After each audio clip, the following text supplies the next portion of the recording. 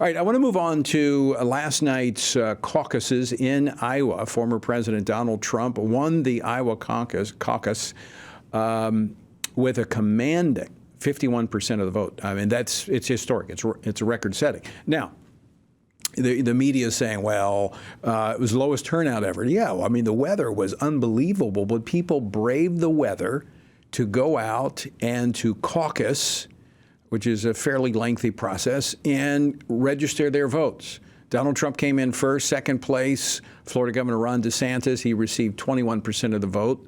Again, Donald Trump, 51%. And then former UN ambassador and former South Carolina Governor Nikki Haley received 19% of the vote. So what did we learn from last night, and how is that going to shape the rest of 2024 in the presidential election? Join me now to talk about this, Brent Keilen, Vice President for Strategic Initiatives at the Family Research Council and FRC Action. Brent, welcome back to Washington Watch. Thanks, Tony. Good to be with you. Okay, your big picture analysis from last night's results. You know, Tony, I think one of the things that stuck out was Trump's, margin of victory, as you pointed out. Remember, he hasn't been on the ballot in 4 years, so people wondering what would the voters say when they got a chance, and they spoke on that in Iowa. The other thing that I found significant when you look at long term and what this means for the Republican presidential primary, this is now down to really a 3-person race. We had Vivek Ramaswamy go into the night, then based on the results, he actually has now pulled out and he's endorsed Trump. So we have Trump with that lead, receiving over 50% of the vote there in Iowa. Ron DeSantis coming in second, which he really needed to do. He was able to do that. And then Nikki Haley, a close third there. And she's actually polling pretty well in New Hampshire, which is next week. So I think it's going to be interesting to watch that. There's kind of two strategies as I see it coming out of this. I think Donald Trump is hoping to make this primary season as short as he can. Really wrap this thing up so he can focus on the general election. Ron DeSantis and Nikki Haley are both jockeying for that second position, if you will, and they're trying to make it a 2-person race. They really kind of want this thing to go as long as they can, hoping that it can become a 2-person race, and then one of them can pick up a little bit more traction down the road. So we'll see what happens. All right, Brent, let's talk evangelical vote. There is a large evangelical population in Iowa. They're very accustomed to participating in these caucuses.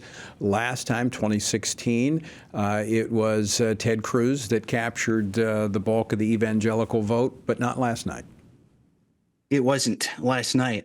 So these evangelicals and born again Christians made up 55% of the Iowa caucus goers, so the majority. And of those, the majority of them supported Donald Trump. That was 53%. The next highest vote getter, if you will, was Ron DeSantis, and he received 27% of that. So just interesting to see, where this voting block is at, what they said when they went to those caucuses last night. This is a group we're going to be hearing a lot about in the months to come this year in 2024, well, and they definitely showed up last night. I want to talk issues, but first, I just want to forewarn everyone, it's coming. The evangelical bashing is going to start now, trying to, and folks, let me tell you what this is about. It's about suppressing the evangelical vote. It's about discouraging you from participating in the process. And it's going to get quite ugly. But here was MSNBC last night. This is Alex Wagner, MSNBC host, clip 5. Trump has in some ways become religion for a certain section of the American electorate, and especially for evangelicals, that it's not about the virtue anymore. It's about the vice that Trump expresses. And I think you see that playing out in Iowa, where the evangelical vote is key. It is central to what is going to unfold tonight. And it is very much a group of people that find that Trump is in some ways a second coming. I mean, we're going to, as I said, this is all designed to intimidate, marginalize, and suppress the evangelical vote. And as we talked about yesterday on the program with David Clausen, we've got to make intelligent decisions on voting. We must participate because there's so much at stake in this election. And last night, the voters exit polling, people talked about the issues. What were the top issues last night that brought people out in this sub-zero weather to caucus? You're right, Tony. Des Moines yesterday recorded negative 30 degrees with the wind chill at one point. So these people were committed who came out. Those issues were there were a couple different polls that were done. One was by CBS, one was by CNN. Immigration and the economy were 1 and 2 in both polls. Now, in one we had immigration the top, the other one we had the economy. But clearly in both, those were the top issues that people were concerned about. And then you can see after that, national defense was a motivating factor for a lot of folks. And then the abortion issue that came in fourth with I think it was about 11% of folks saying that was their top issue. It was interesting how that vote broke out for the abortion vote. Donald Trump capturing a large portion of those who said abortion is a major issue for them. I mean, you look at his track record, obviously. He did a lot more than any other president on that issue. Ron DeSantis also picking up support.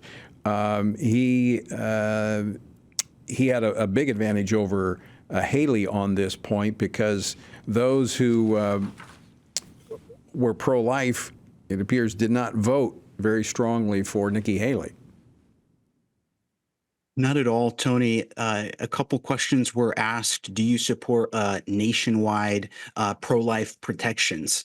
And the majority of the people participating in the caucuses last night said they did. It was about 60%. So a lot of strength in that pro-life movement there in Iowa. Of those, it was a significant majority that supported Donald Trump, and then second place, Ron DeSantis. Those that did not, so the under 40% that did not support any type of national pro-life protections, Trump still won that group. The margin wasn't as high. I think he had about 42% support there.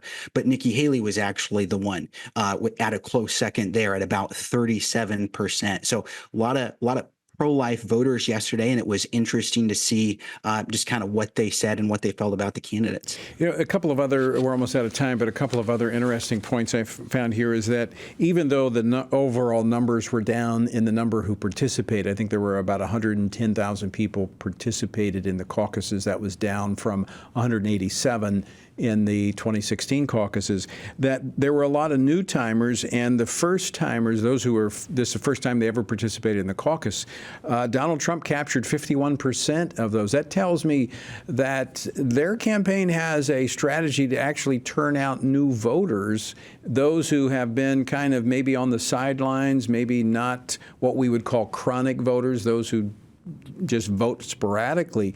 That could be the key to his success going forward. It really could be, Tony. And like you said, it was 110,000 that didn't really approach the record high of the 187,000 back in 2016. But the couple elections before that were about 120. So it actually was about average historically if you take a look back. And again, we're talking about historic lows in terms of the temperature. So people were very engaged in Iowa. I think it's because people realize what is at stake and what this administration has done. And this is what we do. Pray. We need to pray for our country, even pray for our present leaders, but we need to vote and we need to stand. Brent, thanks so much for joining us.